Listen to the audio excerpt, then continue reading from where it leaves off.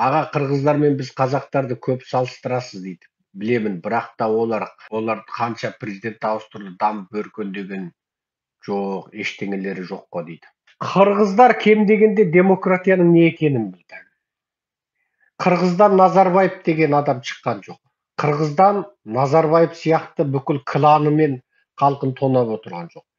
Қырғыз неғып өркендемей қалды? Жерінде байлық жоқ. Оларда біз сияқты мұнай жоқ. Оларда біз сияқты газ жоқ. Оларда біз сияқты 1 граммы пәленбай $100,000 болатын уран жоқ.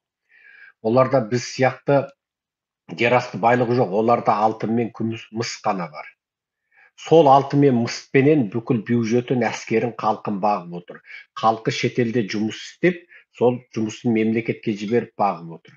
Ал Қырғызда дәл қазір қазақтың мұнайы мен газындай байлық болатын болса, олар мына дүние жүзінде бірінші бай ел болатын еді. Екінші, Қырғыздың бұл төңкерістері сәтсіз болды деуге келмейді.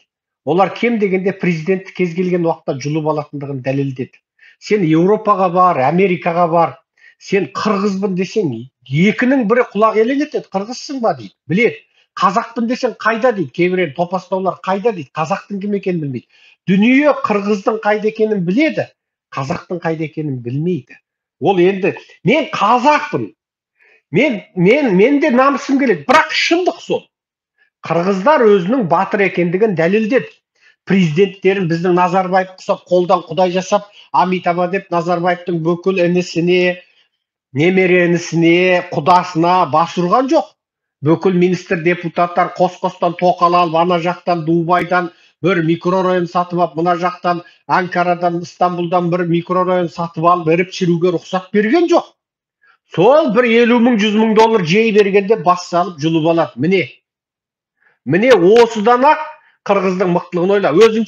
Қырғыздарды өзінше менсінбейтін бір қазақ болуы мүмкін. Қырғыздар осы Қазақстанға келіп қара жұмыс істеп. Қара жұмыс істеп. Бірақ мына Америкадағы қырғыздардың өзі қазақтан артық қой. Мына Америкадағы қырғыздардың өзі Америкадағы қазақтардан артық. Мен бір нәрсені мойындаймын. Қырғыздар осы жерде өздерінің КамАЗ айдаған тәжірибесін үйретіп жатыр Америкада. Қырғыздардың Америкада қалай Америкаға келу, қалай виза жасау, қалай оқуға келу үйретіп жатыр. Қазағың бар ма? Қырғыздар деген осы жаққа келіп алғаннан ана жақтағы 60 апа 70 жездесін шақырып жатыр. Қазақ келді ма?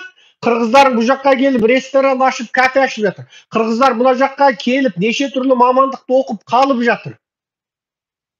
Өздері біреу